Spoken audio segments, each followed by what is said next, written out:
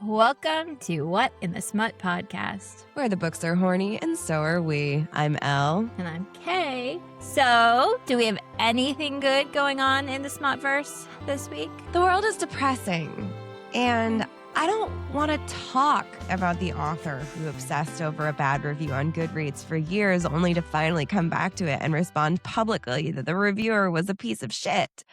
Oh. I don't want to talk about the NetGalley for a new book where Hitler goes to hell and his master there is a 7-year-old Jewish girl that he and his cronies learn that they want to protect. I don't want to talk about the falling literacy rates and the news about AI usage. So instead, I'm just going to tell you about an account that I follow who came up with the idea of the Haters Book Club, where everyone reads a book of their choosing that they assume they'll hate.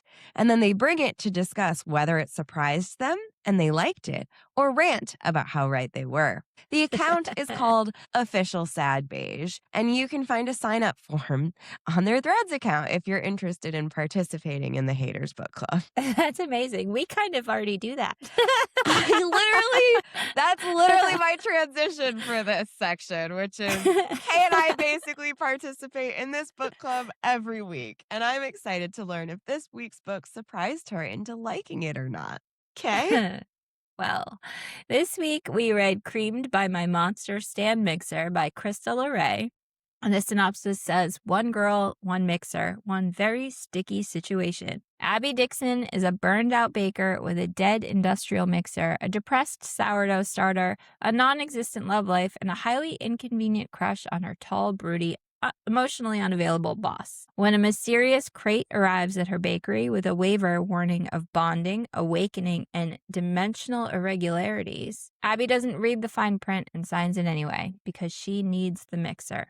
And also because she has an engagement cake to finish, bills to pay, and apparently zero survival instincts when commercial kitchen equipment is involved. What she gets is Mishin, a possessive, sentient spirit who can take a very distracting tentacled form and seems intensely committed to proving he was made to satisfy her every need. At first, it looks like one wildly inappropriate wish gone sideways. Then, Abby discovers their bond isn't just physical. Her impulsive plea for help has awakened a hidden magical sanctuary and a role Abby absolutely did not apply for. Apparently, she is the keystone, and Mishin is only the first supernatural lover waiting on the other side. Her life is about to get hotter, stranger, and a lot harder to explain during the morning rush. Okay. Wow. That was a lot. Also, I'm pretty sure that, we only learned that she's the keystone, on page 205 of 209. Where would you put this one on our smut scale? I mean, there's tentacles, but it is not a Nicky Sticky Tangle. No, it's not a Nicky Sticky Tangle. I mean, the closest, I don't even know. Because, for the most part, despite the tentacles, it's pretty straightforward. I almost want to go with 2. It's not even that crazy. For such a long book, yeah, I was expecting so much more. Yes. Well, and that's noted in the reviews as well, is that there's really not a lot of smut in this book. There's one big scene that spreads across a couple chapters, I would say. Yeah, I'd give it a 2. I mean, there's tentacles, but it's not even there's double penetration or anything. There isn't with these even tentacles. If you're gonna have tentacles, use them. Yes.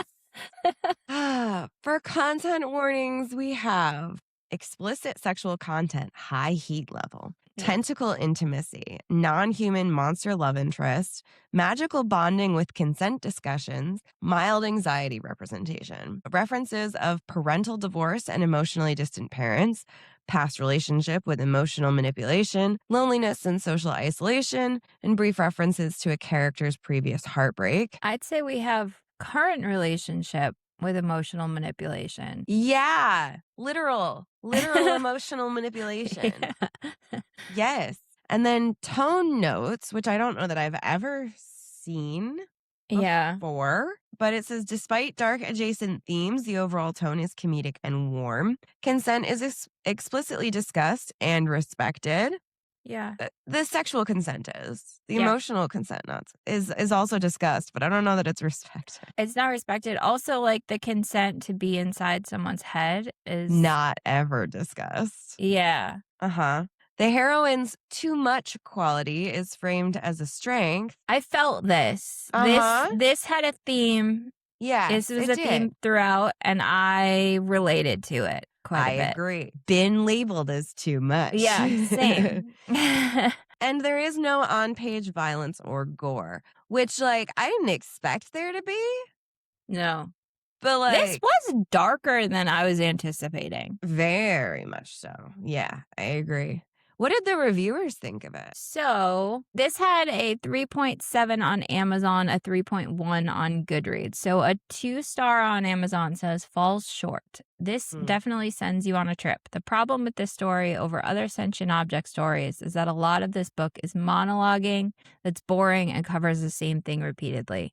The main character does nothing the entire book, and nothing is described in a way that's understandable. The idea was there, but the execution fell far short. It's a tough review, but I kind of agree. We'll get into it, but there were so many pieces of this that, like, I was so excited to love that then kind of fell short. Ooh, Yeah. okay, Yeah. yes. A 3-star says interesting story. I found the actual story quite interesting. I'm intrigued enough to keep reading the series and see where it goes. Is she a witch, a goddess, a human trapped in a supernatural game? The spice level is high but does not continue throughout the entire book. I found this disappointing. Same. A 1-star on Goodreads says, at no point did I know where this was going. Why was he German? Why were there tentacles? Where did this fever dream of a book come from? Ultimately, not for me, but don't let that stop you. I mean, yeah. Why was the stand mixer German? I wonder if they originated in Germany. Please hold. They originated in the United States. Okay. Unfortunate. The rolling pin is French. Yeah, there's a rolling pin. But there is a 5-star on Goodreads. Yes. Who says, I was prepared to hate this. I really was. I make a habit of reading KU books that are of a certain questionable degree. A friend sent this to me to read so she didn't have to. Now I'm recommending she actually read it. It's written in a way that the author knows it's silly, and instead of masquerading as serious, they lean into it with an elite vocabulary and sense of humor. I'll be reading the rest of the series. Am I a glutton for punishment? Yes. Am I also a glutton for books that, while being ridiculous, are somehow also touching and amusing and even interesting? Yes. The author also writes with a degree of voice that is similar to my own internal dialogue, and I appreciate that. What that says about either of us, I'd rather not explore. I will say it's part of the reason why I was excited when I started it was that the voice of the author is good. Like, Yeah, it's relatable. it works. A lot of it works. It's why I wanted more of it. But also less of it, but also so much less of it. A little bit of both. So, as always, we will be getting into the full rundown of the plot. There's a lot going on. There's a lot of corresponding, coinciding plot lines. Yeah. But if you want to give this one a read before you listen, the link for this will be in our show notes. Are you ready to get into it? I'm so ready.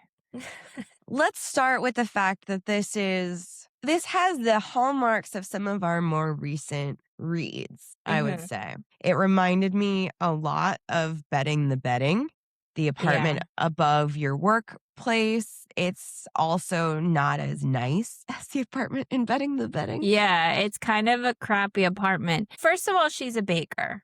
Yes. And I would never be able to do baker's hours. And I don't think Never. you would either. Nope. We are not early birds. No. So one of the things I've highlighted is, you know, those life hack articles and books and podcasts that talk about people who wake up at 4 to run 5 miles, chug lemon water with Himalayan pink salt, do a cold plunge and tackle their one big task before the day really starts? Those people are full of shit. Yes. This was a great start. That's like sentence number 2. Like it's so good. It's such a like even though she gets up fucking early, those people are full of shit. Like I agree. Like I also think we got We get a lot of Portland in November, which sounds fucking miserable. I'm not Yep. gonna lie. I Sure does. continue to be confused about people who live in the Pacific Northwest because I could not do it. I emerged from seasonal depression in March, and I'm just like, oh fuck, I needed the sun. I could not do it for 6 to 7 months out of the I year. was gonna say the Pacific Northwest has a couple month period where it is beautiful and Right. unlike anything else, Yes. but I don't think that outweighs It's the not fact enough to that sustain me for the yeah, rest of the year. I agree. But what confused me is she's a baker. Yes. She is the manager of this bakery. She is Yes. not the owner of the bakery. She is not. She does not own the building. She does not own the bakery. She rents this apartment from the owner. Mhm. But there's still so much of this that's why are you using your money for things? Or thinking about using your money for things. So her mixer, Yeah. Big The mixer Bertha, dies. Yes. dies. Yes. And she is getting things for ads for She this has new a company mixer. credit card. I don't Yes. So it's very strange because she's I don't have the money for that. I don't have the money to buy a new mixer. Oh, you're right. She does very much kind of identify as the bakery.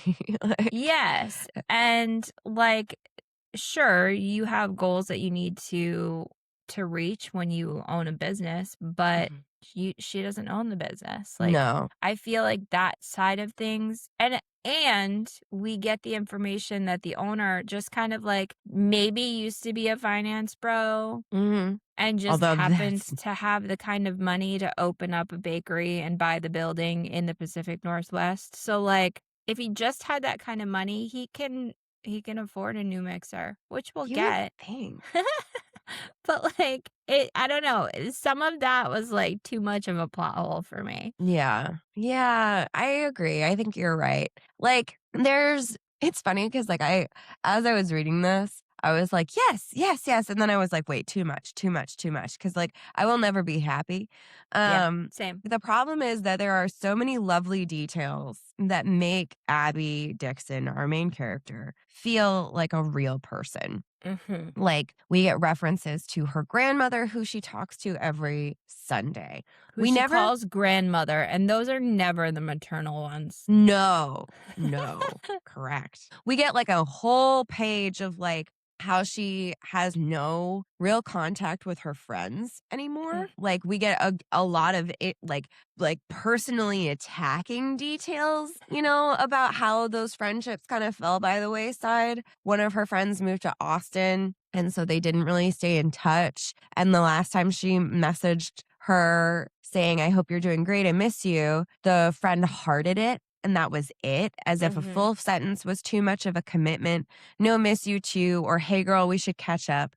Okay, it would have been one of those polite lies people tell each other when they don't intend to follow through. Even so, it would have been nice to get more than an emoji. Damn, ouch. And it's the unfortunate reality of friendships in your Yes, adulthood where I completely agree. things fizzle and sometimes that's okay. Things happen, things are going on because her other friend had just had twins, I believe.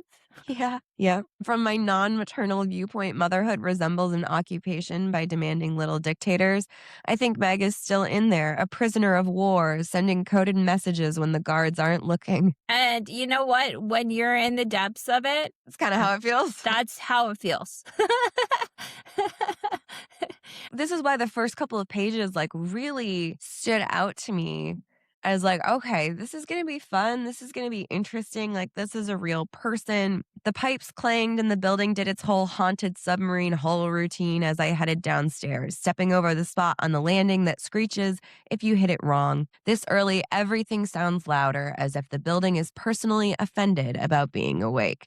I loved it. I was like, hell yeah, this is going to be so fun. Bertha has died. She is the industrial stand mixer Abby is like, this is my fault for naming her Bertha. Like, of course, Bertha was gonna like have a bitchy attitude and leave me hanging. We have Edgar Allan Doe, the sourdough So starter. clever. I love it. I love it so much. She inherited him from like her grandpa who got Ed from great grandma Gladys and so on, back to so and so who walked him across the entire country on the Oregon Trail. Like, an interesting little detail. They managed to avoid dysentery. Yes. Yeah. And carry him across the river. I don't know. Incredible. We spend a lot of time starting the introduction to the bakery and the pieces of it. And then we get some information about Zane. And the information we got about Zane, the owner of the bakery and the building, led me to believe that Zane was going to be involved. Yes. At all. Like at all. at least a third, you know? Yeah. At first I was like, oh, he is the stand mixer. Yes. No, wrong. That would have made so much more sense, but no. He's like kind of the stand mixer's boss. Unclear. The stand mixer doesn't even know. He's like one of what the he is. elders. Who knows? But Zane is tall and he's got these shoulders. He looks about 10 years older than me, early 40s. Before the bakery, he worked in tech or finance, fintech, apps, whatever made enough money to buy a building in Portland on a whim. He is one of those people the podcast talks about. He comes back from his early morning run. His eyes are gray or green, depending on the light. She has a lot of information about Zane. She has a huge crush on him. And like, it's fine.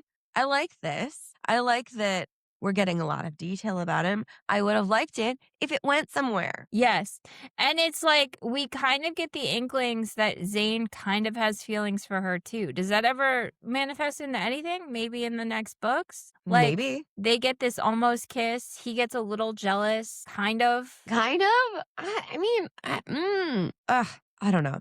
So what I thought was going to be a main like conflict is that she has an engagement cake to finish and the stand mixer isn't working.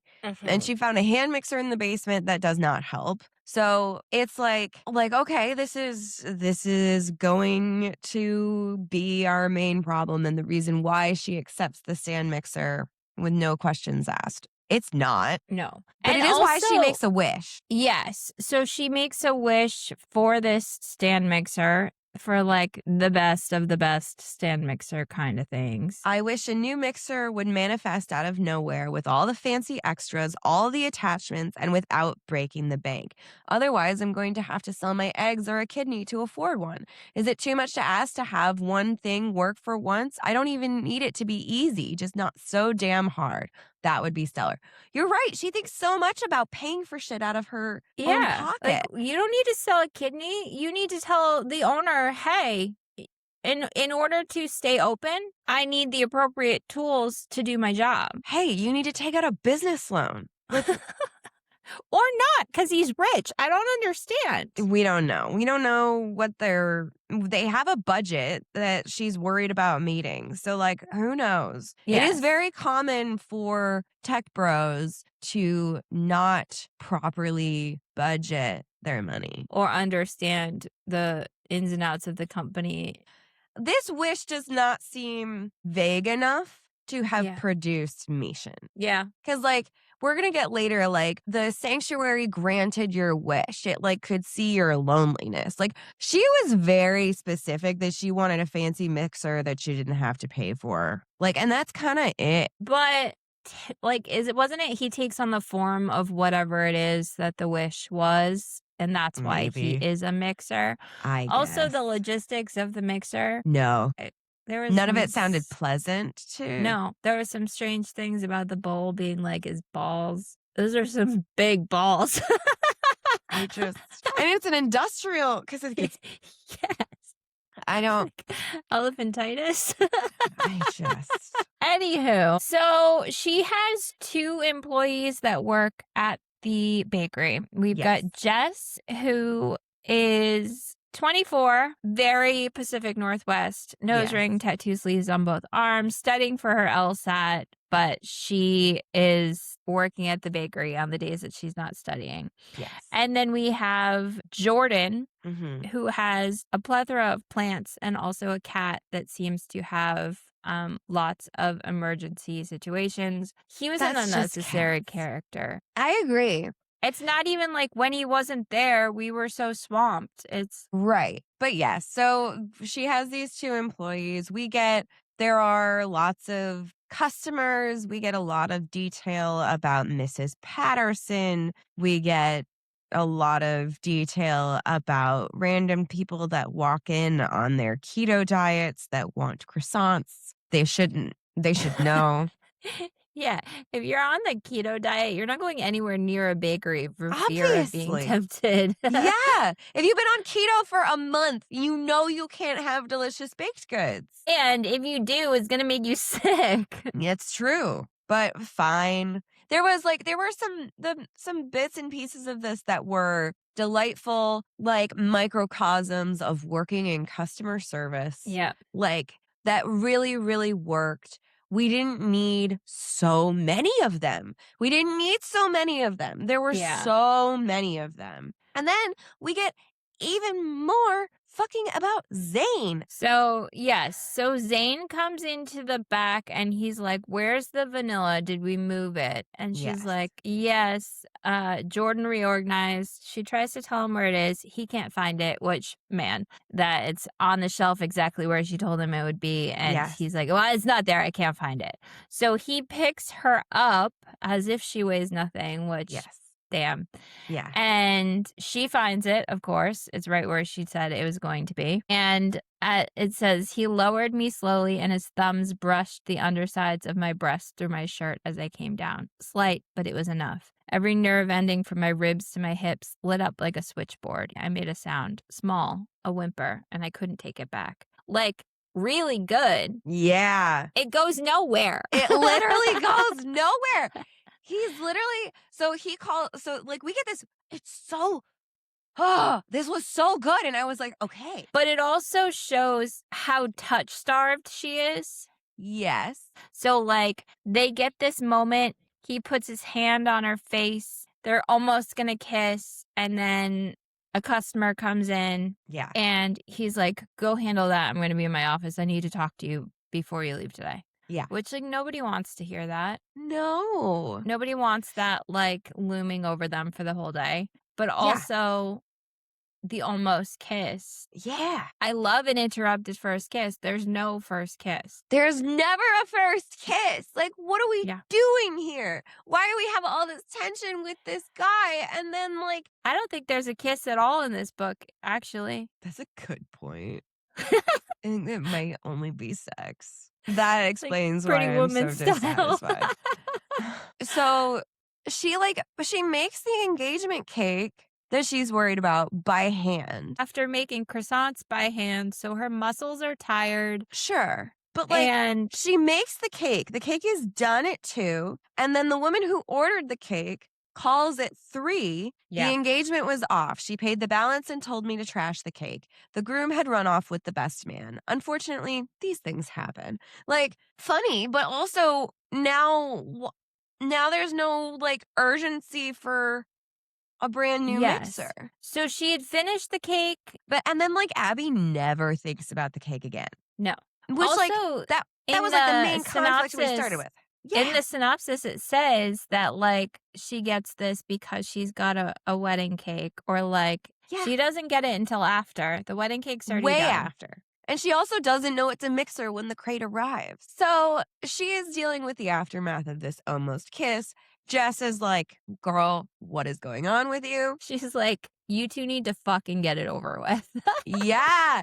Get in a room and fuck already. Do what you need to because this isn't healthy. And whatever. So she leaves. Jordan leaves. She goes into the office to go, like, talk to Zane before he leaves. He, like, tells her that he's leaving for 3 weeks. for personal Yes. business in Prague. Weird. Weird. He asks about the mixer and she goes, I'll figure it out. There's a restaurant supply place on Division.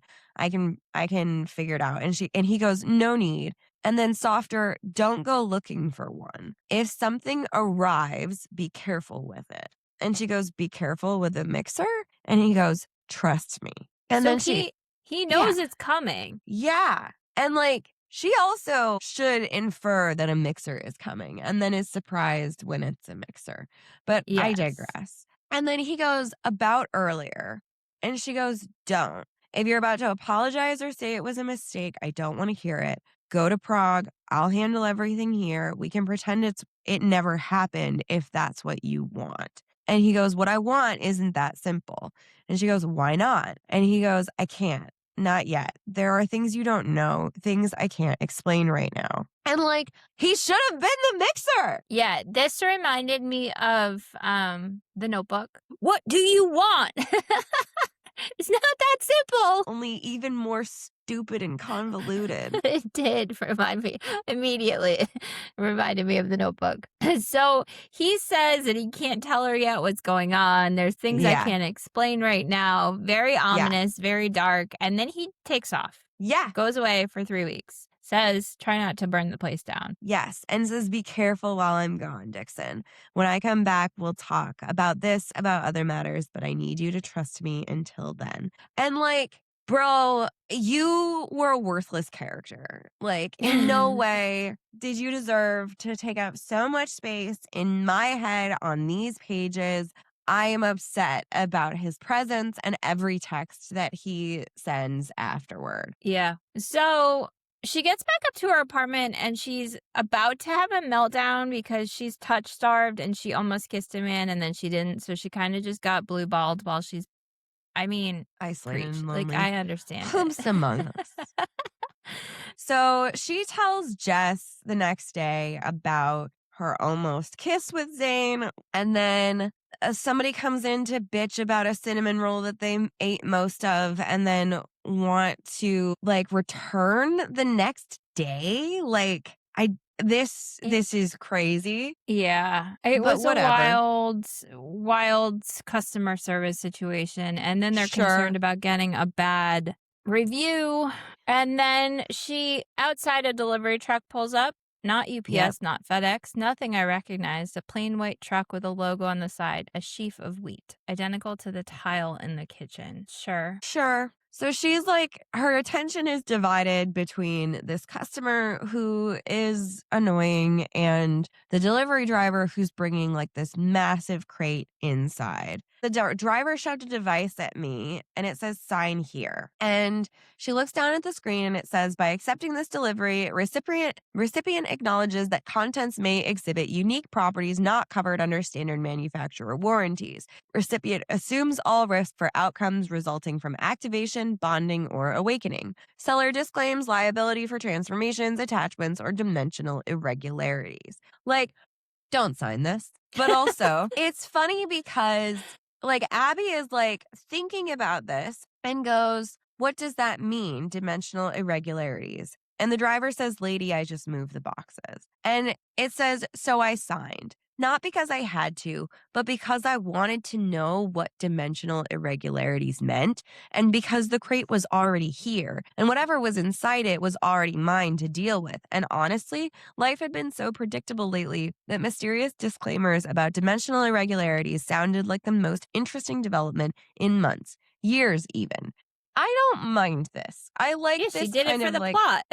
yeah, but like knowingly does it for the plot. Like I kind of love that. He just leaves it there and then the crate vibrated. And like everyone just kind of accepts that that's a thing that's happening. Yeah. Yep. This is not a supernatural town. Like these are No. not supernatural people. They do kind of think that the bakery might be haunted. And Jess listens to podcasts about haunted dolls. So, like, they are people who are more inclined to believe in the supernatural, I guess. So they're telling Jordan about what happened with the woman that came in with a refund. And this is another, like, maybe this is giving us the intro to Germany because we get this is This is a thing that happens in America. I don't know if it happens in other countries. I suspect it doesn't. I suspect that in Germany, if you eat an entire pastry and then complain about it, a very efficient man in a uniform shows up and asks you to explain yourself, and then you are fined, and that fine goes towards maintaining the Autobahn. Funny. What? Funny, but also, like, it was this our transition into, like, there's a little foreshadowing Easter egg there. We're talking about Germany. It Yeah. was interesting. Yeah, I don't know. I don't know, but she goes back to work. There's like The espresso constant machine starts to yeah. act up. Yep. She opens Facebook. She sees posts from her parents separately who are on vacations with their respective younger beaux. Just as curious about the crate, they decide not to open it. A guy walks in to flirt with her. He's He he's walks in he's an artist. He walks he's an in artist. because he walks in, he does flirt with her. He wants to get his art Yes. hung up on the walls, and then his girlfriend walks in. Yes. Now, we are in the Pacific Northwest, so I feel like things are a lot more open out there, so Perhaps. perhaps she was on board with that and that was fine. Yeah. But to me, I read it as this guy is scum. Yeah, same. Well, so Because and that's because she's also getting vibes that he's like her ex, like that same kind of charm. It had been a long time since anybody looked at me that way, since Marcus. The early days, don't think about Marcus. But it was too late. And basically, she made a cake for Marcus for his birthday. 3 layers of chocolate hazelnut with espresso, buttercream, and fondant books on top because he loved to read. He always talked about becoming an author someday. I spent 5 hours on that cake. 5 fucking hours. It turned out perfect. I was proud of it, but came home late that night, took one look at it, and acted as if I'd done him wrong. And he makes her feel bad for doing so much, for doing a big gesture that makes him feel guilty. I hated this so much Yep. because like that is my love language is Mhm. acts of service and gift giving combined, like, Yep. and to have someone not only not appreciate, but make you feel like you're doing something wrong by expressing yourself in that way. I was like, fuck Yeah. this guy. Yeah, it was painful. It was painful. And so she's kind of like going through the motions of deciding if she's going to welcome this attention from this guy. Like Mhm. she was like, the point is, charm is not to be trusted. Charm is a warning sign. Charm is how they get you. And this guy is like, she's like, maybe he's just friendly. Friendly exists. Some people are warm and open. It doesn't mean anything. And so she's like, kind of trying to decide, like, is this flirting? Is this friendly? Am I welcoming this attention? Am I not? Like, am I making a mistake? Whatever. She asks for his number for coordinating the art arrangements. And he's like, this was nice meeting you. We could. And then while this like offer, invitation, something is hanging there, his Yeah. girlfriend walks in. Yes. And like his whole demeanor shifts toward him. And then she thinks it's an imaginary flirtation. But like, He was about to I ask don't her out. it seems like he was about to ask her out, or maybe he really Yeah. was just being super friendly and was like, "This was nice. Maybe we could like have a game night with my girlfriend sometime." I don't know. Like this was weird. It was weird, Yeah. and it's not the first time she's gonna get flirted with at the counter. But like also, it's so common having worked in a coffee shop. Like Mhm. men flirt with you all the time when you have to be nice to them. Like Yeah. I don't know. A lot of this was triggering for me because I was just like, ugh, do not miss those days. So then her and Jess push the crate into the kitchen. Mhm. They don't open it yet. We spend so much time not opening the crate. We talk about Jess's love, excuse me, about the guy that she's dating who she's been seeing him for 3 months and he's talking about meeting her mom. And that scares her because she's kind of afraid of commitment. Yes. Jordan leaves after Jess does. and invites Abby to board game night. Abby says next time they both know that she's never going to come to board game night. And then she goes upstairs. So she hears humming coming from the crate and starts thinking like horror movie rule number 1, the curious one dies. Yeah. So she leaves the Accurate. crate and goes upstairs, which like I find funny and I agree with. Why does she get a text from Zane when she gets home that just says arrived safely? Yeah. But then she also doesn't respond to it and expects him to send another text. Men don't double text. I mean, like, if I didn't get a response, I wouldn't double text. I would. Oh, man. So she wakes up the next morning, goes downstairs, and realizes that the floor is wet. And that means that there's a leak and it's the dishwasher. And in order to fix the dishwasher, which good for her that she knows how to fix it, she needs a wrench, which is in the the utility closet, which is locked, and Zane has the key. Now, It would be a lot cheaper to go to the hardware store and buy a new wrench than it was. She probably can't because it's 4:00 in the morning. Yeah, but she doesn't need to do the dishes right now. Mop it up, sort it out later. You don't need the wrench right this minute. She spends like $185 to get a locksmith to come for an emergency unlocking of this utility closet. Yeah. Like, oh, she got a crowbar from the utility closet that Stan unlocked for okay, that is the other thing. So yes, to open the crate. It did need to be unlocked, I suppose, to open the crate. And then she thinks to herself as she looks at this beautiful mixer, I should give you a name. Yeah. And it comes to her. And then, clear as anything, a word dropped into my head. Just showed up out of the blue, uninvited. Mishin. Okay.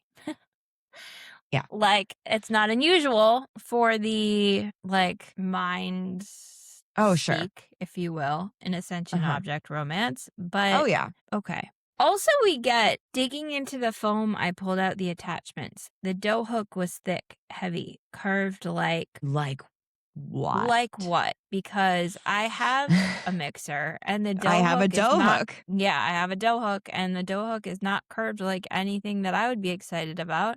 I agree. We're talking like 90-degree angle here almost. Yeah. This makes me want to make bread though. Maybe I'll make bread today. I digress.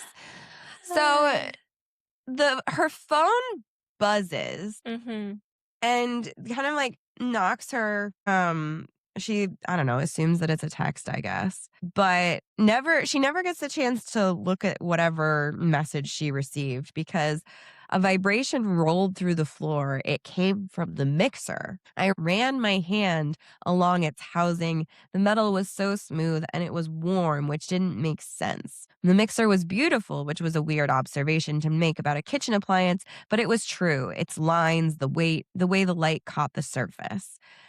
And she's thinking of Zane and like getting horny, thinking about what would have happened if he had followed through with that kiss. And then she gets a sensation through the metal into my palm and up my arm as if the mixer was responding to my fantasy. And it says, "You are lonely," which like, damn, bitch, like come to life and call me out. Shit. Man. The voice was in my head. These were not my thoughts. Someone else's voice was speaking directly into my mind. Male, deep, accented, definitely German. There is no reason for Mishin to be German. No.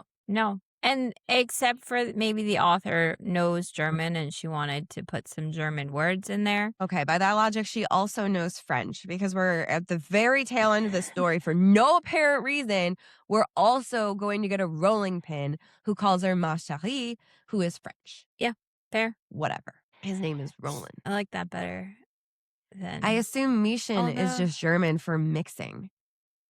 Let's say mix. Yeah. Yep. Voice work. Yep. So I did like this. Because she's like, you can hear my thoughts. And he projects to her again. Only the ones you project, the ones close to the surface. A pause. You were projecting quite loudly just now. And then she's like, that I wasn't. And he says, you do not need to be embarrassed. Desire is not shameful. Mm-hmm. I liked that a lot. Yes. And we get a lot of this theme throughout of like feeling like old hurts that made her feel ashamed before. Mhm. That Mishin basically is like, there is no need for shame. There is no need to be embarrassed. There is no need to feel like you're too much. Like, there are some really good lines in here that I have highlighted. Like, basically, Mishin's been waiting for many years. It's been 300 years since the last time he was awoken or whatever. Yes. And he goes, I have been waiting for 300 years. I did not wait for someone small. Like, it's okay to take up space. It's okay to be big. It's okay to be quote unquote too much. And Yeah. that I think is a really lovely like theme throughout this entire story. The dream, truly. Yeah, Is to have absolutely. somebody say something like that. He says, you are not too much, Abby Dixon. You are exactly enough. He simply did not have the capacity to hold you. I loved that. Mm-hmm. Like, I did too. so we get a lot of sweet things like that from him. But then we also get like crazy control. Yep. So he asks for explicit consent, which I like. Yep. And then it happened. The vibration found me. It rolled through the floor first, up through my feet, and found me. Zeroed in with GPS precision like it had an Australian voice narrating directions straight to my G-spot. Hilarious. Heat, pressure, building and building, and it had a destination. It arrived all at once. I gasped, my head went back, my knees went sideways, and I held onto that goddamn counter as if I was drowning and it was a life preserver. My whole world narrowed down to this, the wave rolling through me, and a presence that had asked first, that had waited for my answer, that was giving me exactly what I'd said yes to. It didn't crash, it collapsed like a building coming down in slow motion with everything folding inward, all the tension I'd been holding for months, years, surrendering at once until I was trembling and barely standing. Incredible. Yes, there are some really, really incredible pockets of this story. It was so good. It was so good. This was an incredible description of like letting go and surrendering to an orgasm. It was so mind-bogglingly well written that I was just like, okay, I'm gonna get some really good smut. Like, I mean, like, it took us a while to get here. Yeah. I don't know what page I'm on because I'm on the web version. Page 59. Page 59. Most of our sentient object stories are done by now. Yeah, we're a third of the way into this book, just about. So she has this orgasm and then has to basically like go to work. She like thinks that maybe she hallucinated. That's a fun little secret to have, though. Yeah. Hell yeah. Fantastic. And so Jess shows up at 6:30. The day starts. The mixer is still sitting in the crate on the floor. And so they're like, it's too heavy to pick up. Let's wait until Jordan's here to like put it on the counter. He ends up calling out. Yeah, he ends up calling out sick. Not sick. He calls out because the cat. His cat is sick again. Whatever. And that's fine. She debates texting Zane. She never does. And then at the end of the day, the last customer leaves. Jess is stacking chairs. And then Jess goes, Abby.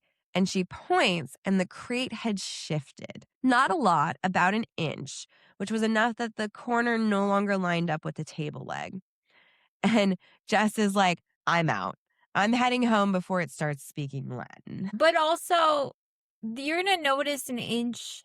She heard it first. Oh, okay.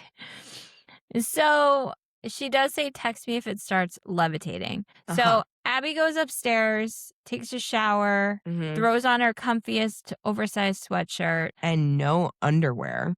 no pants, no underwear, which sometimes you gotta let things breathe. True. So she's like curled up in bed and her body's warming up again. My brain was thinking about warm metal and gold light and that vibration finding me as if it knew exactly where to go. I couldn't stop it, couldn't redirect it. I couldn't do anything except lie there in my cozy sweatshirt under my covers. And then I was standing with bare feet on a cold floor and my hand on the doorknob. I didn't remember getting up. I didn't even remember making the decision to get up, but here I was. I And don't she, love that. you don't love that? No. No, It's creepy. It it is. gives there's so many of these, like, creepy vibes Yeah, that it really doesn't need to have. I agree. So she goes downstairs and the mixer is now on the counter, which is terrifying. Yeah, and it says, "I'm 5'4". I'm fragile." Okay, maybe not so much physically, but emotionally for sure. And contrary to all recommendations for women's health, I don't strength train. There is no scenario where I casually deadlifted this apparatus in my sleep. This is funny. I liked this. But Yeah. like so she's just standing there wearing no pants, cursing herself for like being a stereotype and being like, "Yeah, I'm in the position that I didn't want to be in where I'm like the main chick in a horror movie who's going to die." Without my pants on. Without my pants on. And instead, she moves closer and touches the mixer again. And she gets a vision. What?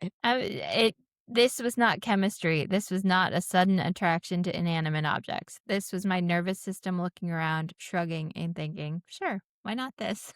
Yeah, that Been was a there. good one. Yeah. Yep. Like, this is not a great decision, but hey, sure, let's try it. See what Let's happens. try it. Yep. So she gets this vision, memories of women in kitchens, like, I think all fucking. Um, Yep. it goes back further until she sees an underground orgy. There was a woman at the center of it all, veiled, flickering between solid and spectral. Demeter, Persephone, someone Greek and important with excellent posture.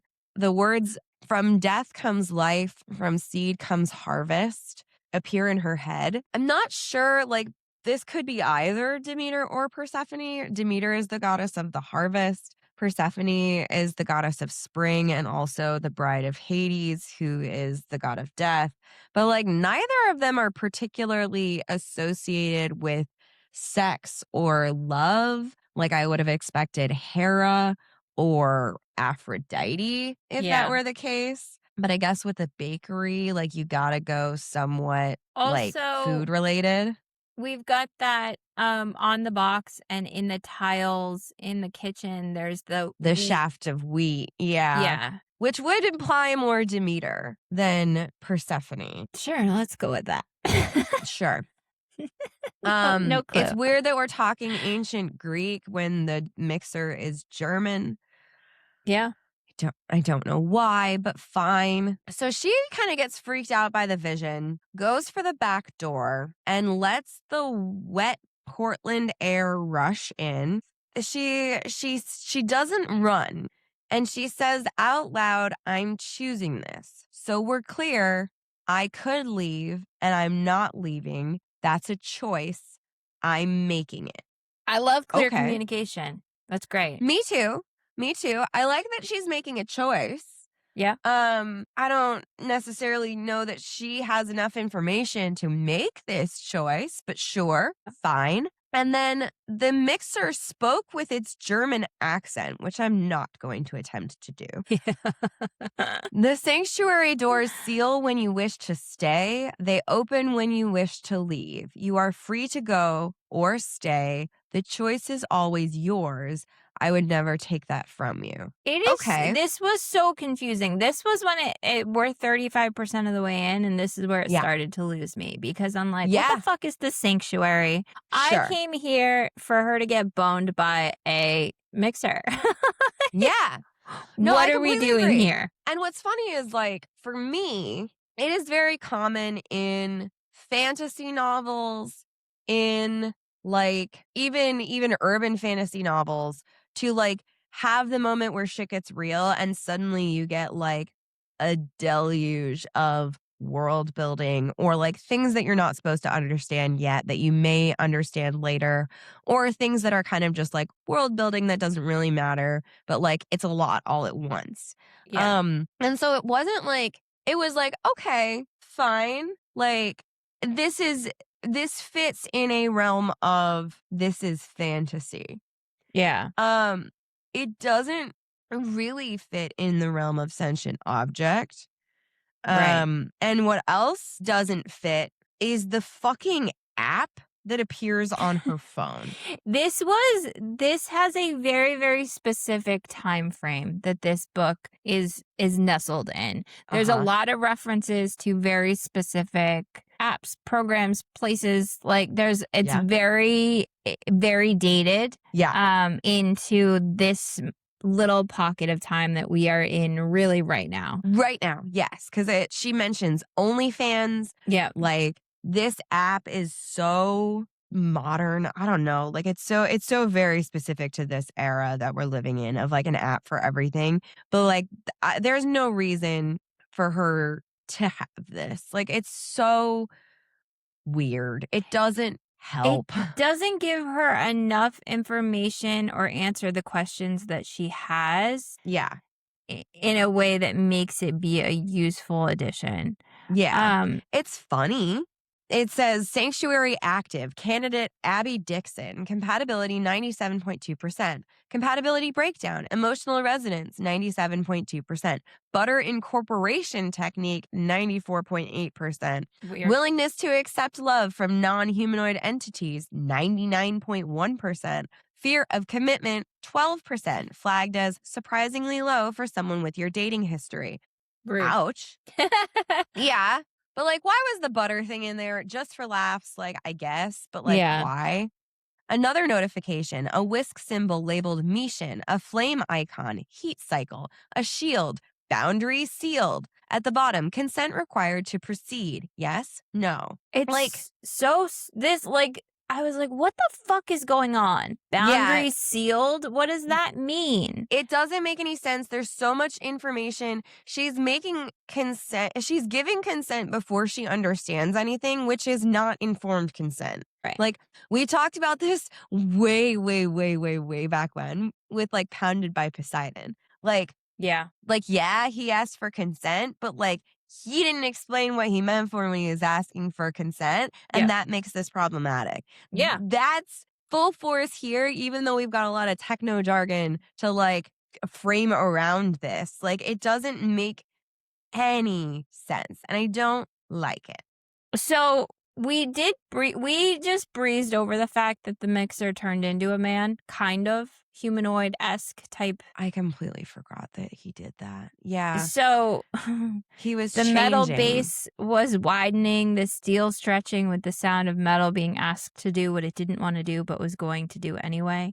The housing pulled upward and elongated until it was less mixer and more chest and shoulders and neck. Cables glowed from the inside. The whisk attachments unfurled, became limbs, tentacles, appendages that could bend in too many directions at once, legs, arms. Then when he finished transforming, he was over 6 feet tall, gleaming metal. The space where a face should have been was nearly featureless, but I could still tell that he was looking at me. I could feel it. I hate this. It's very unsettling. I hate it.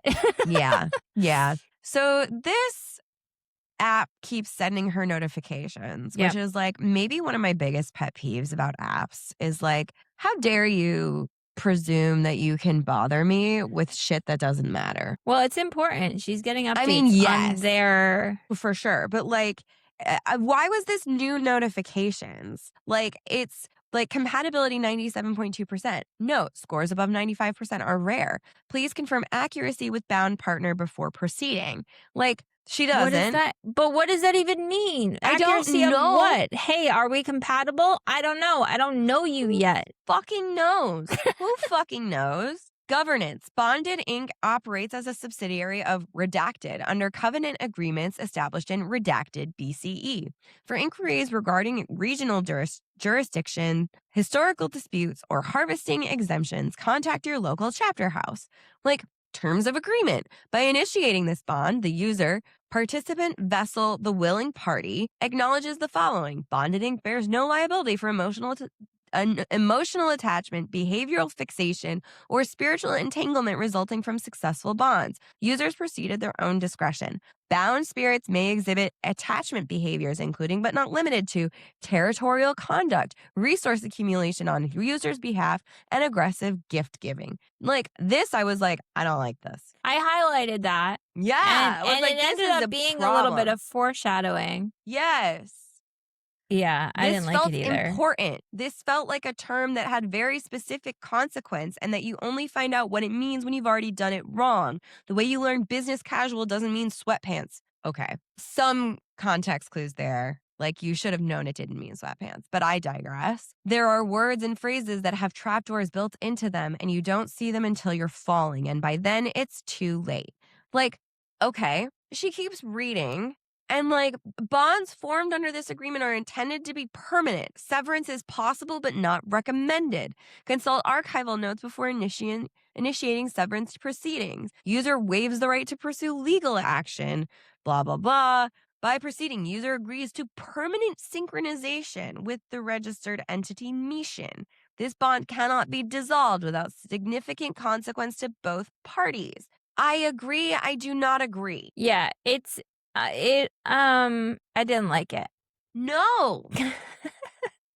Everything written down here says she should not agree because she does not have enough information. Yes, and she just kind of clicks agree. She doesn't like really get or attempt to get any information. She does say, I have so many questions, I don't know where to start. But like, you're not asking the right questions. She's not asking the right questions because the last, like, she asks what the sanctuary is, and he responds this, where we are now, the building, but not the building, the pocket that is connected to the ley lines that cross beneath this place. Not an answer. Nope, didn't help me at all. No, absolutely not. And then she like reflects on all of the agreements I'd accepted without reading the fine print. This felt different. Yeah, you think?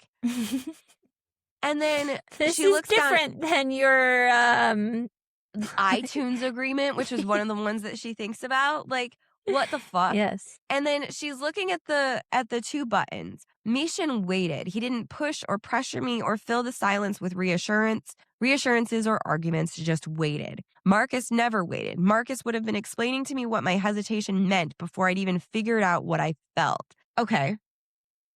1, the opposite of the bad experience that you had in the past does not necessarily equate to a good experience. Yeah. For the record. 2, Marcus is a piece of shit. Yeah. And then Mishan But also, like, we shouldn't be agreeing with Marcus on this. I'm like, well, he kind of had a point. Right? What my hesitation meant, it means you should keep hesitating, bitch. Like, what do you mean? And then Mishan says, would you like my thoughts? And she goes, yeah, actually, I would.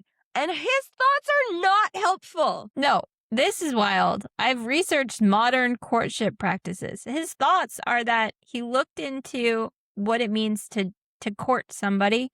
I am prepared to share streaming passwords with you. I do not currently have streaming passwords, but I will acquire them for you. Multiple platforms, if that's your desire. And her thought process is, I didn't know what to say to that. Marcus had HBO. He'd never shared his password. That willingness to share, to try to meet my needs, my desires. I tapped agree. What? This all would have been fine, I feel like, if we'd had this smut scene. It was revealed that he was Zane, and then we were done. Because, like, it being slightly ridiculous I don't know, works. though. I think that if they did this smut scene and he was revealed as Zayn, it's almost a non-con situation. Okay, sure. Okay, yes, I kind of agree with you. Maybe he reveals he's Zayn, and then he's like, "This is my form at night," or whatever, Yeah. and then they have sex, and then it's done. Yes. I mean, Then if I feel Zayn like, had tentacles, I wouldn't have been mad about it. no, I would have been like, "All right, let's go." Yeah, like Let's they had that, the chemistry was there. Yes. Yeah. But no, instead, like, we have now this physical mixer who's like 7 feet tall. He like goes to touch her With a tentacle. with a tentacle. Fine. We get random information about the sanctuary. The sanctuary exists to create space for choice, not to eliminate it. The original architects assumed desire would outweigh fear. They anticipated eagerness. They did not account for this. For hesitation, for questions, a bond without consent is a cage for both parties. I have seen what happens when one partner is unwilling. The bond does not know the difference. It connects, and then both spirits are trapped in a bond that neither chose. Like, Trapped does not make her feel good about the fact that she agreed to it. She no, clicked and agree. no, she clicked agree already. Like, what do you mean? And then he's like, the bond changes you. It's gonna make you magical, even if we sever the bond. These Like, it's would already be things that would have been appropriate for him to say when before. when he said, do you want to hear my thoughts? Yeah. Yes. And then we get, I have bonded before many times over millennia. Not all of them ended well. I did not always understand restraint. Yeah. I thought more was always better, and that if I gave everything, she could not hold it, what I gave her. It was too much. It broke her. Red flag. Yeah. Like, and like, this is supposed to be like a nice, He's like, supposed to be trying to comfort her a little bit, and it's a not little happening. a little bit, like, it's supposed to be like an I see you moment, because she Yeah. says, I know what that's like, being told you're too much. Now, if we were dealing with people, Mm-hmm. with a person, Yep. then it broke her might have been less ominous. Yeah. It You're might like, have been, did you break her spirit? did you she break die? her? Did you break her mind? Like, did she go insane? Like, did your magic unravel her from the inside out? Like, what do you mean it broke her? Like, instead, this is like, then perhaps we understand each other. She survived, but she asked them to seal me away, not as punishment, as precaution, until I learned. I have had 300 years to learn. This is Like, like a domestic situation. This is not like, this is crazy. it's like I broke her. She put me in jail. Yeah, that's exactly what happened here. I broke her and she had me put in jail for 300 years. That is what Yes. happened to him. And she's like, oh, but you see me. Literally insane. Insane. This is so bad. This is Yeah. like not bad in like the it's poorly written kind of way. Bad in the you don't understand. I don't like the author wrote this in a way that makes me think they don't understand that this is extremely concerning kind Yeah. of way. Yeah. Yes, I agree. Because the writing is good, Yeah. but the development is bad. The development is like, this is very problematic. This is very problematic. Like, it's very concerning. But okay. So we're going to get a lot of like affirmation that she's not too much, which is great. Love that. Perhaps that is because I do not experience your intensity as a quality to be managed. I experience it as a quality to be matched, which is delightful. But Love also, that. he told her already that he was much too intense for someone else. Yeah, I don't like it. But we're going to get like some serious smut. I did hate this other alert that she gets. It says bonded Yeah. tip. Many users report difficulty distinguishing between fear and arousal during early bonding. Yeah. I don't like that. I mean, I don't like that. it could be a fine line, Yeah. but I think adding that makes it be darker than it needed to be. I completely agree. He wants to taste her. which is interesting because He I doesn't don't have a mouth. understand how he can taste, but sure. However, he's got tentacles. Don't the tentacles have like receptors? Sure. We can call it that, maybe. Why not? And she says, "Not yet. I want to look at you first." And she takes him in, nearly 7 feet of ancient spirit manifested as gleaming metal and glowing runes and appendages that shouldn't be attractive, but were. Multiple appendages, some tentacled, some not, some with attachments, all with the ability to touch me at the same time. Holy fuck. This is not indicative of how little we're going to take advantage of these tentacles. Yeah. Yep. Like, I agree. I will say for what it is, it still works. Yeah. Like a lot of the writing is very good. I guess I expected more. Yeah. Well, yes, I expected more smut. Like, we also randomly get a knot that doesn't get explained, which I was like, "Oh, are we doing that? Okay. Why?" Yeah. Like, we get no mention of breeding and no mention of like of any other Omega verse like pieces, but he does have a knot. Don't Yeah. know why. I don't like that she unlocked an achievement for having supernatural sex. I did. Give me a reward. Are you kidding? I don't like Gold gamification star. of sex. I think that's bad incentivization structure. There's no reason for this notification for an update that's installing, which says bug fix, doors no longer sealed during incompatible matches. That's ominous as fuck. Yeah, I don't understand so much of that. It just and then new language support, Old Norse or Sumerian. And Yep. what do you Sure. mean? What do you mean?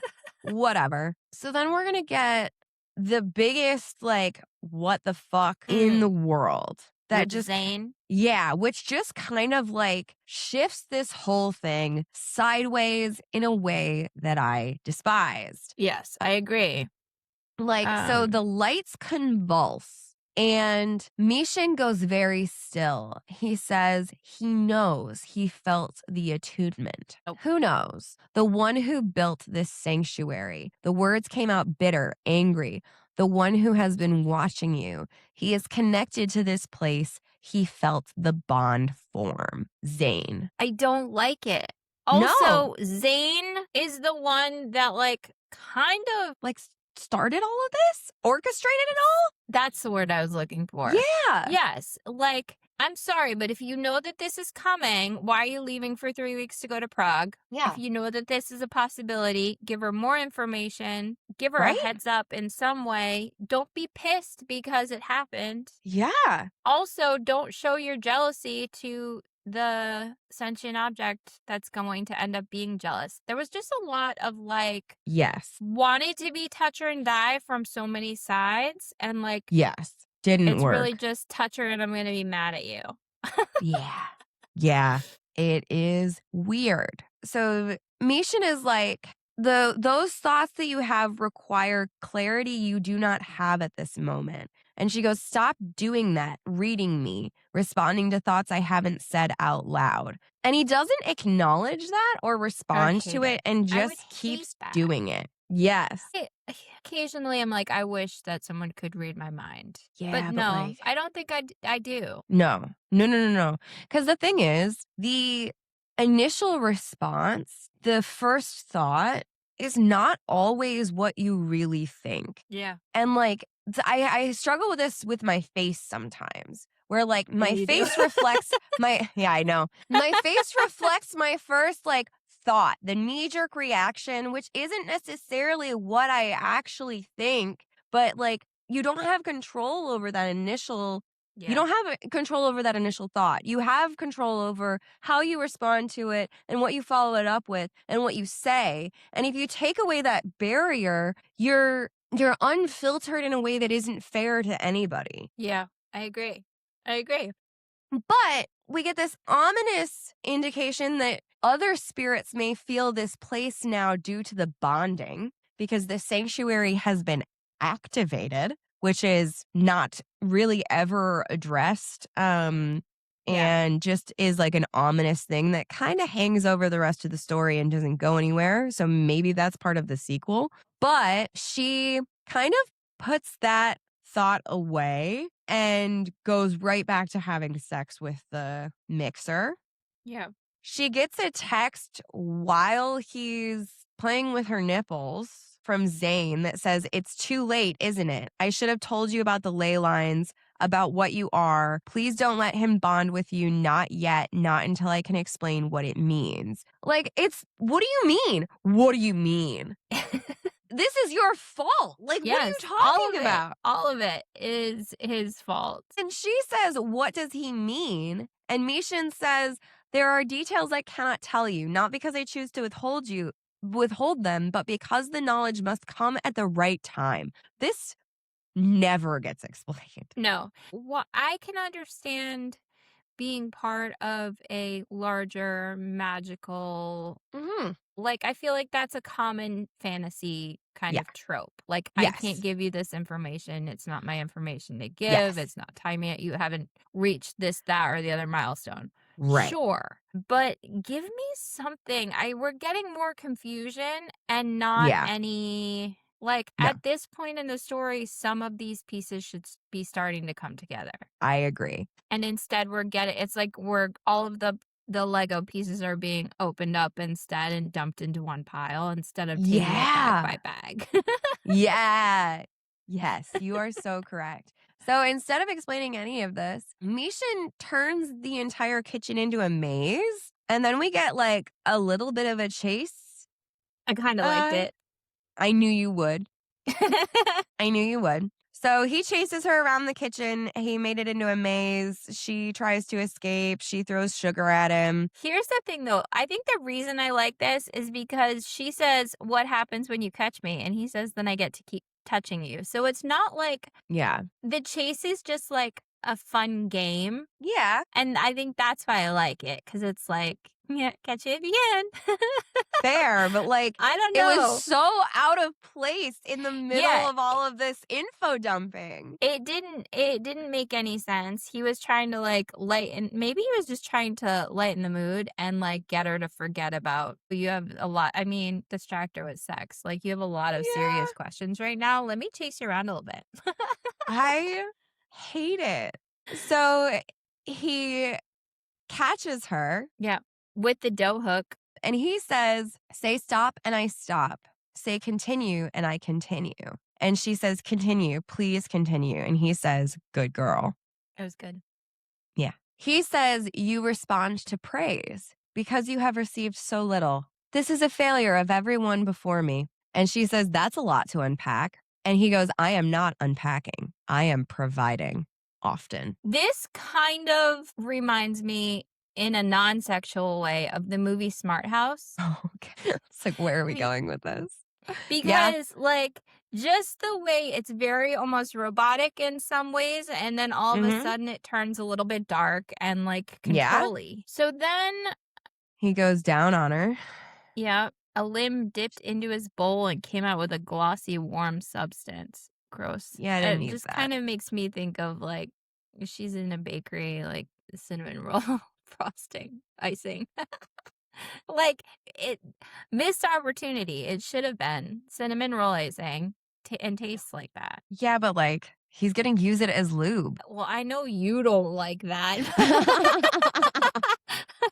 But it would have made sense. Not Oh my actual gosh. cinnamon roll icing, but like it Uh-huh. it was Mhm. a missed opportunity for the multisensory Sure. experience.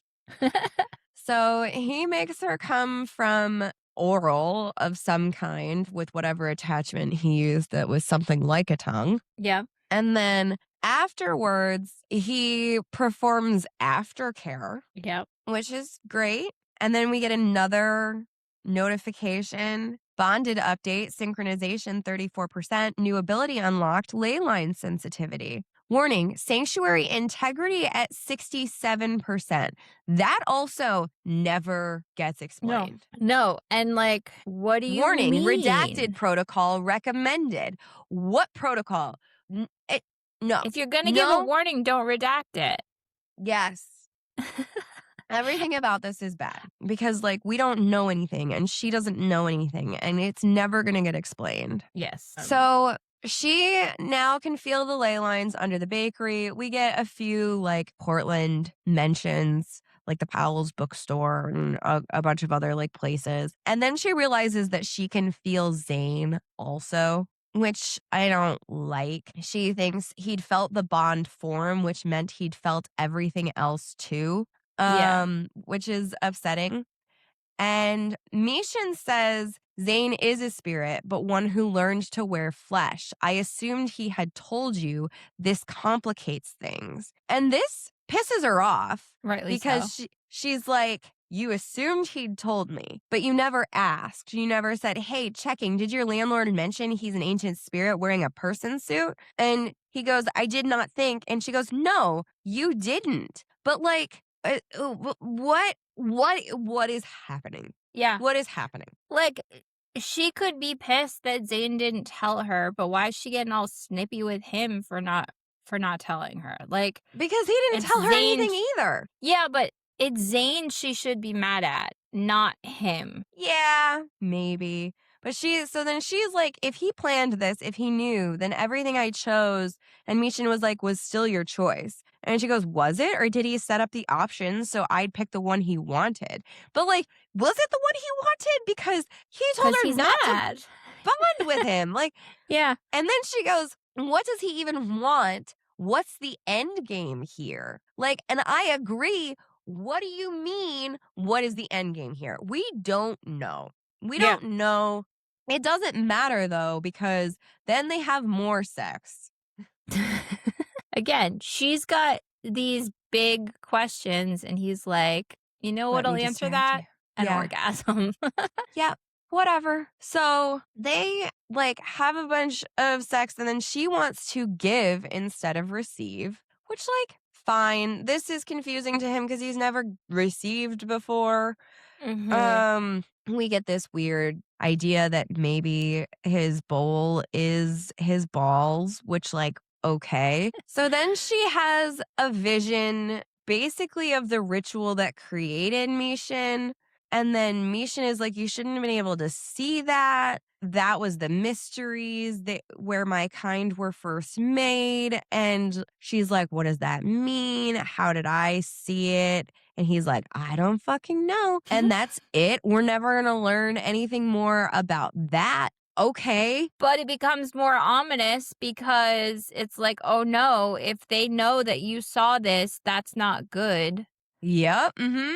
Who? Why? We don't know. We'll never know. It doesn't matter. So she came so much that unchecked magic just kind of flows out of her into the bakery and then starts baking. Yeah. The bakery just makes a shitload of bread. Yeah, like 35 different Loaves loaves of bread. Yep. And then she falls asleep and then wakes up fully rested, cleaned up. She falls asleep in his lap. He's made of metal. Apparently he's warm. That's fine, but the metal is still not going to be comfortable. Yeah, I don't know, man. Whatever. He does say to her, I would choose you in any timeline, in any form. You are not my obligation. You are my answer, which was very nice. Sweet. Yeah. And then, so she gets up and thinks about leaving. She's like, I toyed with the idea of leaving, not going to get coffee, leaving, getting in my car and driving until I ran out of gas or hit an ocean or my credit card got declined at a gas station somewhere in California. Going. Did the bond have a range? And so she, like, walks out of the bakery until she gets a headache. Like, she walks until it hurts. Yeah, which And this is discovers- common. But Yeah. you can't be too far from your bonded one, sure. Yep. And I don't like it. The bond wasn't stopping me. I could feel that. It would let me walk all the way to Canada if I wanted, but it would hurt the whole time.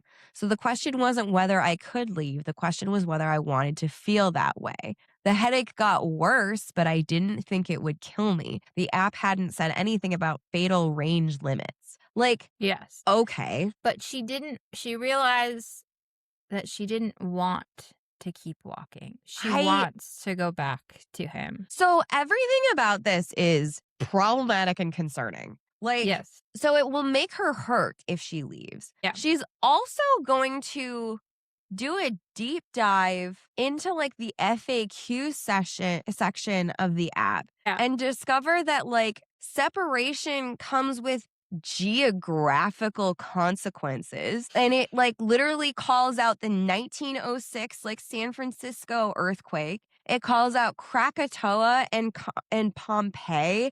Like, so she could end the bond. Technically, it wouldn't kill her, but it could kill a whole lot of people. It could kill other people. Like, this is so fucking weird. And then she comes back and she ends up filled with the desire and magic to bake. Yeah. And she makes fucking Queen Amon, which is like a crazy ass pastry. Yeah. I didn't know what it was. Yeah. So a Queen Amon, the only reason I know what it is because it was on Great British Baking like 10 seasons ago. And it's like an ancient Breton pastry. It's like if you made a croissant into a cupcake shape and put a whole shitload of sugar in it. It's really hard to do because sugar inhibits the lamination. Yeah. And to like do it right and not burn it is like wild. So she's never made Queen Amon before, and she makes them perfectly.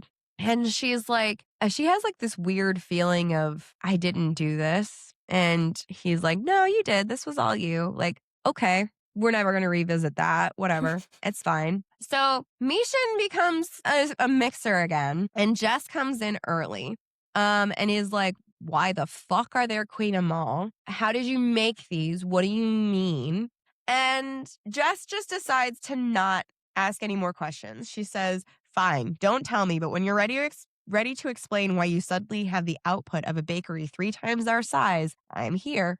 And then like customers come, customers go. Mishan keeps turning her on throughout the day, which like causes disasters. Like little making mini her ones. drop pans and stuff like that. Yep. Which I don't like. She can now see the life force of everything she created, which is confusing. There was a weird addition here. I have aphantasia. Oh, yeah. Which, like, me too. Mm-hmm. It says, ask me to close my eyes and imagine an apple, and I get nothing. No apple, just the black back of my eyelids. Like, same. I get no picture when I try to imagine something. It's crazy.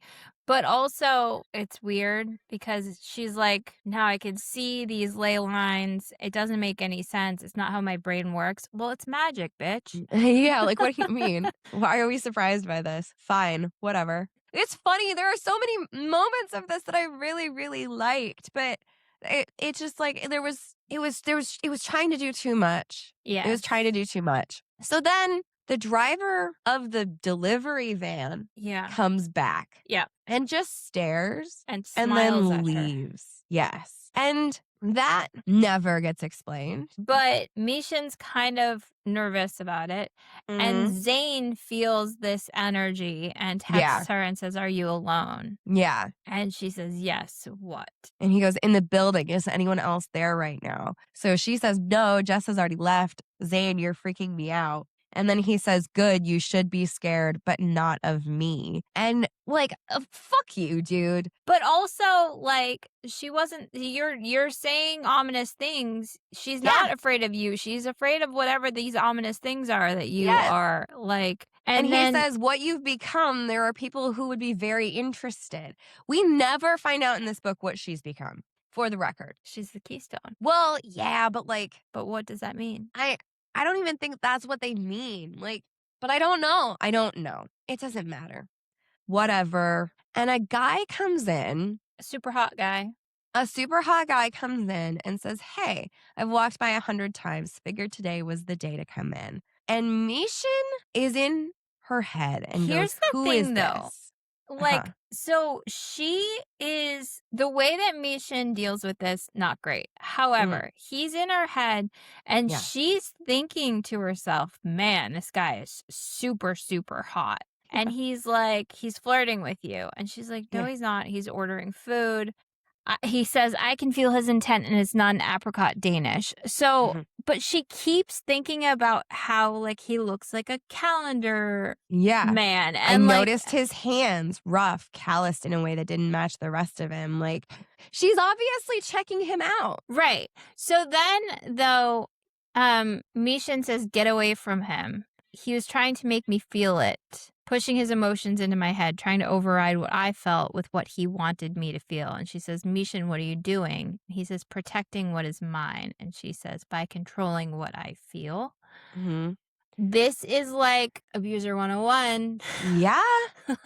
Yes. And then he says, "Tell him to leave. Tell him you're not interested." And the guy keeps trying to flirt. And then he asks her out. He says, "Look, I don't usually do this, but you seem cool. Want to grab coffee sometime?" And her mouth opened. Words that weren't mine tried to come out. "Stop. I thought it as hard as I could." He didn't stop. And then basically, Mishin heated up the counter. The metal counter. The Yep. metal counter. She reaches into the bond and finds a lever and yanks, and everything retracts. Every tendril of influence snapping back so fast I felt it in my teeth.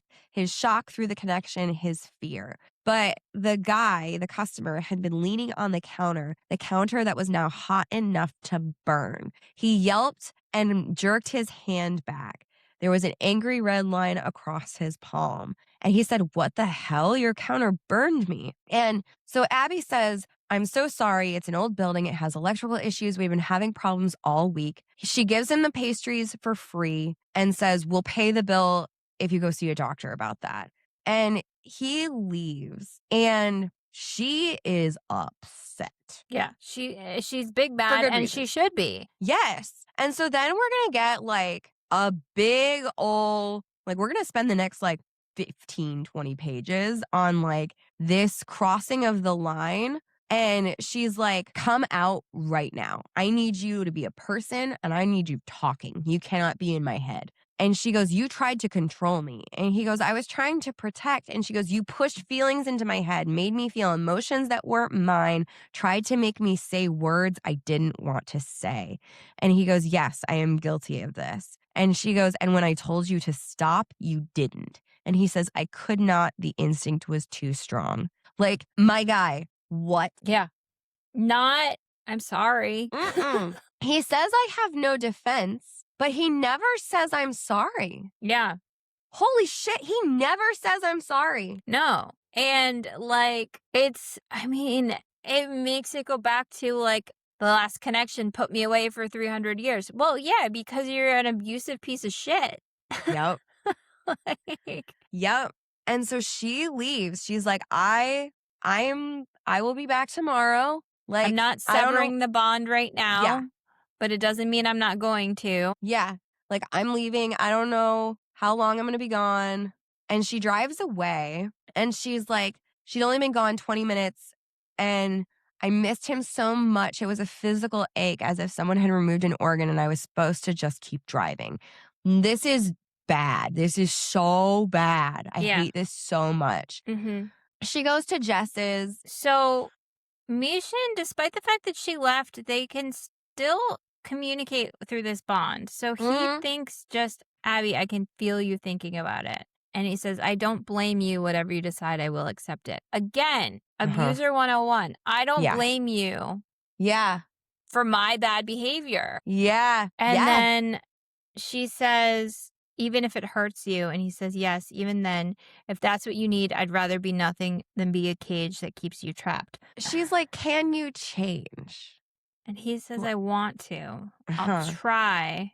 habits get deep, instincts get deeper. I can try. That's all I can say for certain. She says, what if you do it again? Yeah. Then you leave and I do not stop you. What if you can't not stop me? What if the instinct is bigger than the wanting to let me go? And he goes, then we figure out ways to make sure you can leave anyway, ways that do not depend on me being able to control myself. Like, this is insane. I hate it so much. Yeah. Because like So- this is not cute and lighthearted. This is No. like quite literally you're getting back with your abuser. Yes. Yes. Like, no, I hate it. Yeah. So she it's Monday, the bakery is closed. Abby is just thinking through her options, pros and cons. And basically she decides leaving felt wrong, not logically, but in my gut, in whatever part of me that made decisions that didn't show their work. Which is funny. I stayed in jobs too long, relationships too long. I was bad at walking away and I knew it was a flaw, but this didn't feel like that. This didn't feel like staying because leaving was hard. This felt like staying because the alternative was going back to a version of myself I didn't want to be anymore. Or maybe that's what everyone tells themselves when they're about to make a terrible decision. I genuinely couldn't tell. I hate this. Yeah. So she tells him she's coming back and he's like, Yep. Are you sure? And she says, No, I'm scared and this is reckless. I'm not choosing Yeah. this because it's easy. I'm choosing it because the other option feels worse. I hate it. I hate it so much. So a van is parked across the street. Ominous, but we never learn anything about it. They decide that their bond is better now, stronger and more permanent because she left and then came back. Okay. This is giving big Love Island vibes. Is it? If you haven't been watching this season, you wouldn't understand. But man, this is Melanie and Sincere from Love Island. Okay. I'll take your word for it. So they talk about the fail safes that they're going to put into place. He goes, when you pulled back, when you found that place in the bond and pushed, you had control. You could stop me.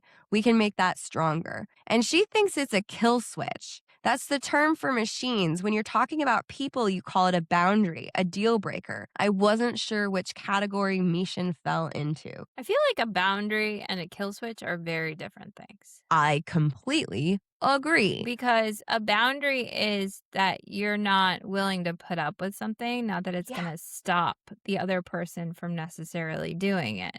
A kill switch is shutting it off. Yeah. Different. I mean, the least violent version of that is a restraining order. Which you can't do with a mixer.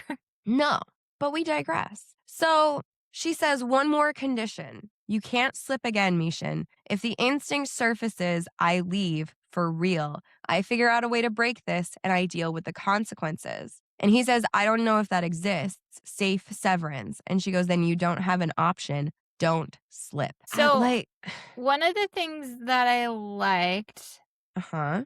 is she's like, can you feel when I'm upset? And he says, yes, always. And then she said, so you ask. When you feel an emotion from me, you don't decide what I need, you ask. Yeah. That's a boundary. Yes.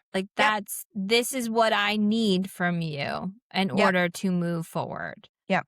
She says that synchronicity phenomenon where both partners give and receive at the same time, is that real? And he goes, I have never achieved it. No spirit I know has. Most believe it is legend. How did she know about it? I don't remember learning about it. No, maybe it was something from that app, FAQ or either something. the app or what she had seen of his memories kind of thing. Maybe. So they attempt this and basically pour their souls out on the floor and then they mix and then they're like, wow, let's do that again sometime. Okay. She falls asleep. He puts her to bed. She comes back downstairs and she feels something that's not right. And she goes into Zane's office and snoops around and follows this pull that she can feel. And behind the filing cabinet, there is a false wall.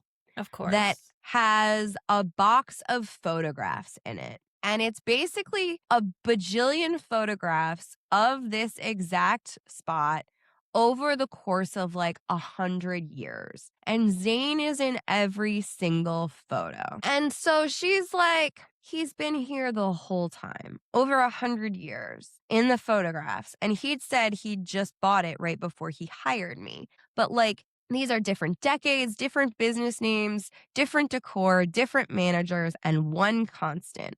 One face that never changed, never aged, kept showing up across more than a century of Portland history. Don't you think that people would recognize that? Like, Why couldn't it have been like, he should have lied and been like, it was my grandfather and his well, grandfather and right. whatever. But like, I mean, the Cullens, it's been so long since we've had a Twilight reference, but That's true. but the They had to Cullens had to move. move because they didn't Yeah. age and people started to pick up on it. So like Yeah. over 100 years of this one Yeah. guy not aging, people would figure it out. Yeah.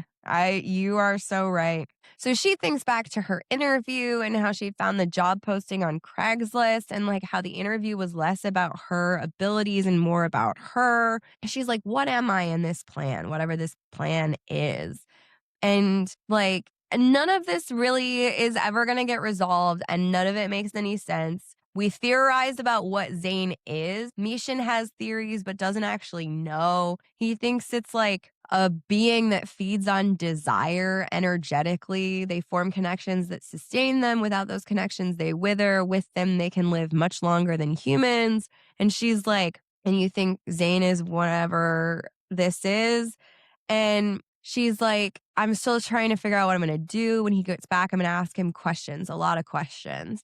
And Mishan says, he has been watching you for years, decades, given those photographs. He has had countless opportunities to act, to take what he wanted, to use you, but he didn't.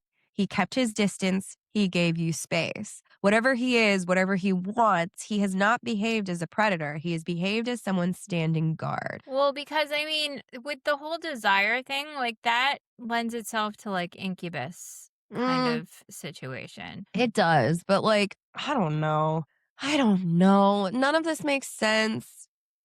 None of this makes sense. He is not even going to be back by the time this book is over. He doesn't come back. We never get answers to these questions. So then she burns the croissants, which like seems like it shouldn't be possible. And Jess is really confused and upset by it and whatever. Well, and also she had been going through that, like the baking has been just kind Yeah. of coming out of her and she Yeah. doesn't even have to measure, it just happens. So it doesn't make sense. Yeah. So then she gets customers coming in.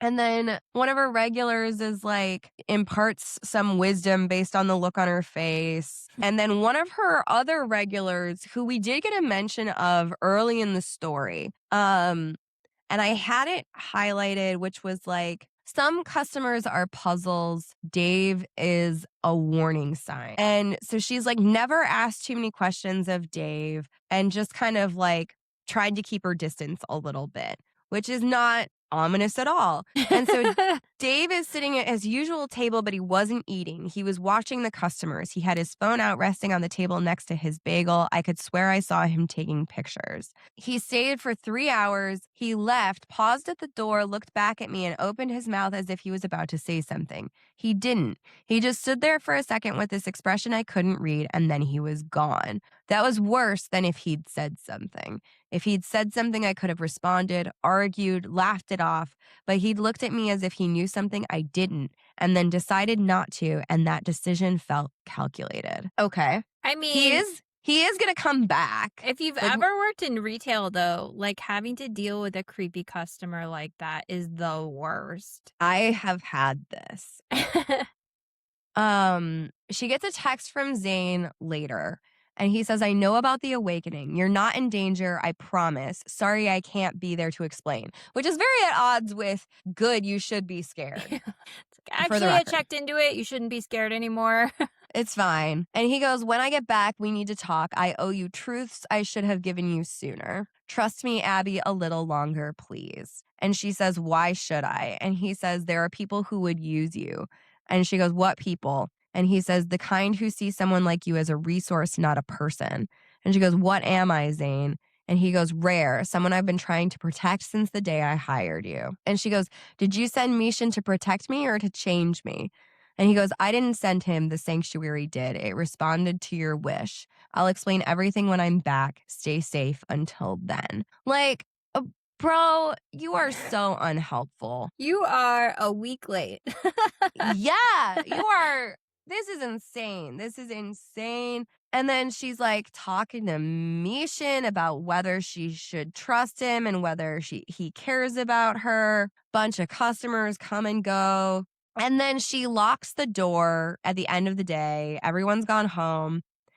And she's cleaning and wiping down the counters when the door opens. The door I had locked. I knew I had locked it. I remembered turning the deadbolt, remembered the click. Dave stood in the doorway. Customer Dave, but not the same coffee and bagel Dave. Same face, same unremarkable clothes, but he held himself differently now, as if he'd been wearing a costume all this time and had finally taken it off. Ominous as fuck. Yeah, I don't like it. Not at all. But it turns out he's just some guy from the Flower Council, which is like some supernatural agency that keeps an eye on shit like this.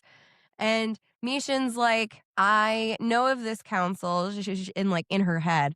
They are older than most human organizations, but not older than me. And Dave's like, I'm just here to assess. The ley lines here are significant and the awakening was notable. Word has spread.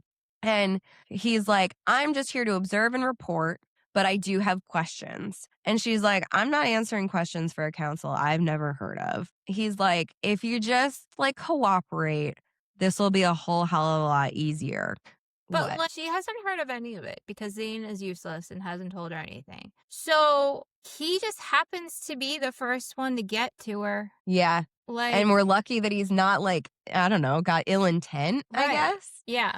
Because she says, this is my bakery. And he goes, technically it's Zane Belfort's building. And she goes, this is my space. I didn't know where the words were coming from, somewhere deeper than thinking, somewhere that didn't check with me first. You're in it without my permission. I want you to leave. The floor pulsed. The vibration went up through the tile and into my bones. The lights flickered. The espresso machine made that grinding noise, except nobody was touching it. Dave stopped. Not because he chose to stop, because a force stopped him, as if he'd hit a wall that wasn't there, which sounds crazy, but that's what happened. And he goes, interesting. The sanctuary was pushing back. It was responding to me. I am the keystone. The word came from the sanctuary, not from me. The keystone decides what gets in and what stays out. And he says the bond is stronger than I expected.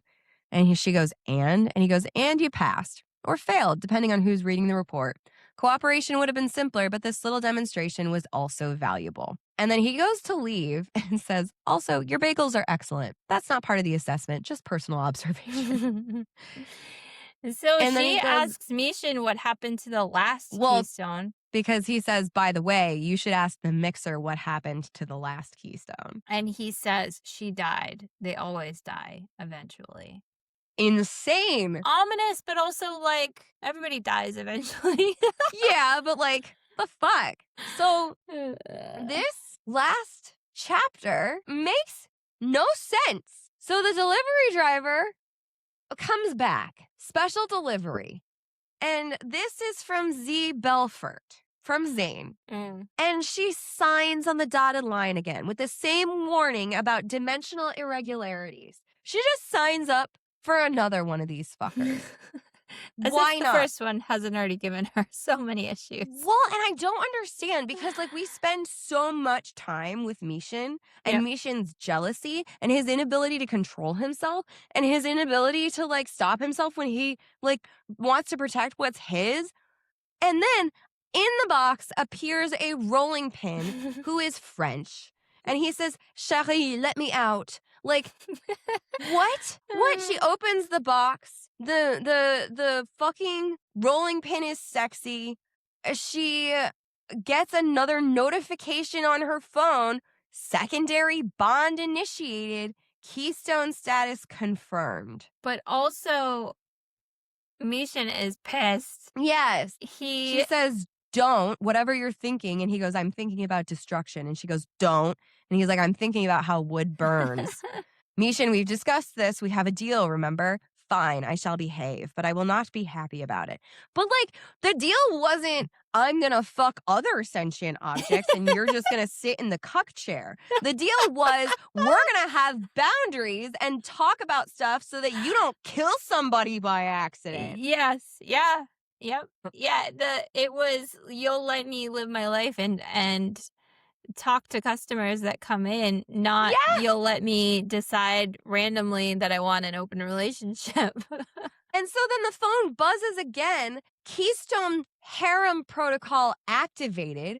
Current progress 2 of 5. Combined household harmony projection unstable. Good luck. I mean, I love a why choose. I It hate didn't it. make any sense I hate here. it. And so then we like this entire last chapter is like some introduction to like the next book basically. Yeah. And we're going to get a whole lot about Roland, the fucking sentient rolling pin. Let me tell you though, the rolling pin makes a lot more sense. Should have been the first one. The rolling pin makes a lot more sense than a mixer. Stand mixer? Yeah. Sure. It's somewhat phallic in shape. Yeah. Okay. I'll give you that. Whatever. Yeah. What do you rate this one? I think I'm going with a 2. Okay. If it were shorter, it would have been higher. Mm-hmm. If it had more smut, it would have been higher. Yeah. If it had less confusing ominousness, it would have been higher. But I'm giving it 2 purely because the smut smutted and the writing was good. Yeah. It just needed like the heaviest developmental edit known to man. It needed to be half as long. It needed to be a lot less scary, or like we needed to resolve some of that ominousness before the end. I wish some of the ominousness turned into something. Yeah. Yes, I agree. So I'm at 2. How about you? It's a 1 for me. Mm. It just, again, the writing is good, but you can write really good paragraphs and still not write a really good book. Yeah. So it just, the writing was good in some parts of it. There were pockets of this that were really, really nice. The smutted, if you're gonna give me tentacles, you need to use them. I agree. There needs to be more about what they're doing. Yeah. Again, there were those ominous pieces that really ended up not doing anything, and it's like almost like she couldn't decide if this was going to be a scary book or a comedy, because there are some like, and there's that whole the crossover of a comedy horror that could be something too, but it just didn't really fit into any of those categories. Yeah. So yeah, it's a 1 for me, unfortunately. Yeah. Well, this brings me to my next question, which is more of a how than a who. Yeah. How did you cast this? Well, I cast Mishan first. Okay. And I went with Flula Borg, who is... Because he's German. Oh my God. Incredible. Flula Borg is like my favorite how does this person exist person. Yes. Also, his name just sounds fake. It does. I love him so much. I do too. He's too I think wholesome he's to be fantastic. He's what? Too wholesome to be Mishan. Yeah, but so I was just like thinking of who could play a German character. It almost went with like Alexander Skarsgård, who I know is not German, but kind of same area of the world. So yeah, I went with Flula Borg for Mishan, and then because I had that already in my head, and was looking at some of the rest of the Pitch Perfect cast for Abby, I went with Anna Camp. Okay. I don't know why. The vibes were there. It works. Why not? But really, it was just Flula Borg needed to be. Also, he's like just tall and lanky. Yeah. And I was picturing like that almost CGI of turning him into some kind of mixer humanoid creature. So. Stop. Oh my God. So, what are we reading next week? Next week, we are returning to an author we haven't read in a while. Okay. It's Sabrina Cross, and the book is called Light Me Up, a male lamp romance. So we are going to continue our sentient object bullshit, and Sabrina Cross has never let us down. So That's I feel like true. this could be a fun one. Yeah, Corny was the last one we read by her Mhm. when we were joined by Nick the Forge Nick a Bear. Forge Bear. It's been a while since we had Nick It on. has. We should see what he's up to. We should. Well, if you've made it this far, don't forget to like, follow, subscribe. We appreciate you if you made it this far. This was a long one. This is long for us too. Yeah. So don't forget to like, follow, subscribe, tell your friends, leave a comment. We are on YouTube. We have got merch. All of the links for everything you may need is in our show notes. And with that, We are truly at our wits' end. but we'll see you next time.